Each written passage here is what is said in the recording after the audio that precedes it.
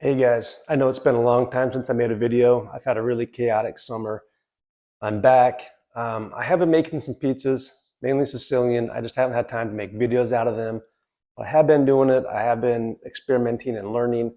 So I just want to report back to what I've been learning about making Sicilian pizza. I made a really good one yesterday. I've just about got it down, I think. I'm going to come out with a video showing you step by step how I do it, but for now I just wanted to touch bases and tell you what I've learned. Okay, first off, you've got to do high hydration dough. This here is 70% hydration, and that's with Sir Lancelot flour.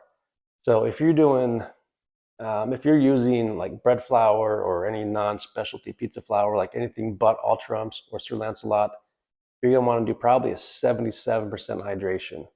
Okay, the higher hydration I like for a couple of reasons. Number one, it really just swells up into that nice, thick, robust ciabatta bread type of crust with big air pockets inside. Uh, Number one. And then number two, it makes it a lot easier to stretch into the pan. You know, you're taking a round ball and stretching it into a square pan or a rectangle pan. And if you have a lower hydration, the dough just keeps snapping back.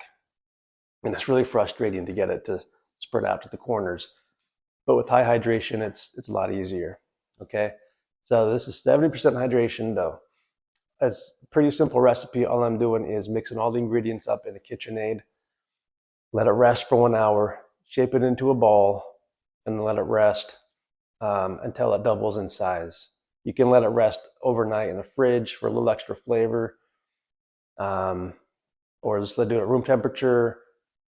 I know you're going to get a little extra flavor if you do it overnight in the fridge. The long fermentation adds flavor, but it hasn't seemed that important with Sicilian style as it does with normal New York style, because with the Sicilian style I'm making, it has a lot of extra cheese and a lot of sauce. And quite honestly, the sauce and the cheese kind of overwhelm the crust flavor, and I just don't notice it that much. But whatever you want to do, whether it's overnight or just a couple hours at room temperature, 3 or 4 hours, whatever, you want the ball to double in size. Once it's doubled in size, you got to spread out into the pan. Now, this is the next thing I learned is you've got to use a lot of oil. I use olive oil because if you don't, you're not going to get the crispiness, okay? With New York style pizza, the crispiness is coming from the heat. You know, it's like almost like a cracker type of crisp on the bottom. But with Sicilian style, you're looking for an oily crisp. It's just a different sensation, different flavor. So you got to put quite a bit of oil down in this pan, spread it around, and then stretch out the dough into it, okay? After you do that, let it rest for just an hour or so. Now, you're going to pre-bake it, par bake it after an hour or so, okay? Now, the next thing I learned was you've got to put the pan on top of the pizza still in the oven. The first couple of times I did this, I didn't. I just put it in the oven like you're baking a loaf of bread. And then I realized I wasn't getting that crispiness that I wanted, the crispiness that I experienced in New York a few weeks back when I was there, eating Sicilian style.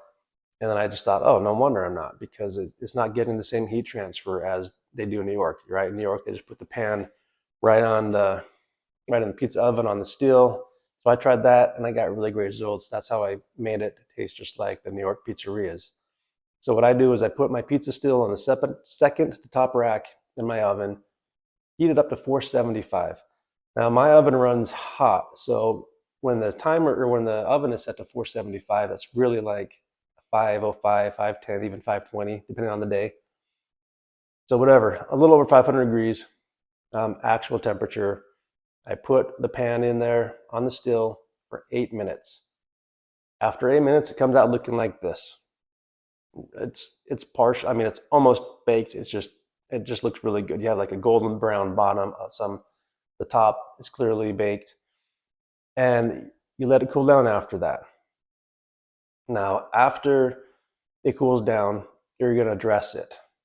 Now, I've seen them do it different each way in New York. I've seen them put the cheese on right on the dough, right on the crust, and then put sauce on top. And I've seen them put sauce on top and then the cheese on top. Either way is okay. They do it both ways in New York. When I first started off, I wanted to model my Sicilian after Upside Pizzeria's Sicilian. That was the best slice I had this last trip. The only thing is, Upside's pizza was quite brown on top, and my personal preference is not to have it that way. I want the cheese to be white, so it's more stretchy and more moist. That's just my personal preference. And so I learned that if I put the cheese directly on the crust and put the sauce on top, the sauce is like trapping in the moisture of the cheese, and the cheese just comes out more gooey and stretchy and flavorful. So that's how I'm doing it. So cheese on top, then sauce, and then you sprinkle quite a bit of oregano on top. That's how a lot of the guys back there do it. And so you do that, and then you toss it back in the oven right on the still, this time for 9 minutes. After 9 minutes, it looks like this. This is about how you want it. At least this is how I'm doing it based off of my experience at Upside Pizzeria. The bottom, you can see it's cooked but not burned. Top, everything is melted.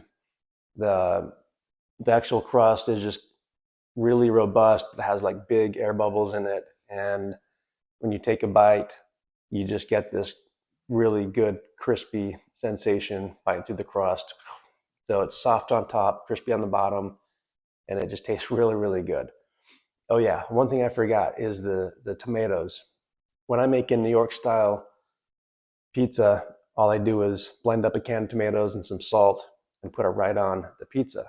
You can't do that with Sicilian style. There's too much moisture in the tomatoes, and it just because the crust is so thick, it just kind of absorbs the moisture, and so you have to reduce it down.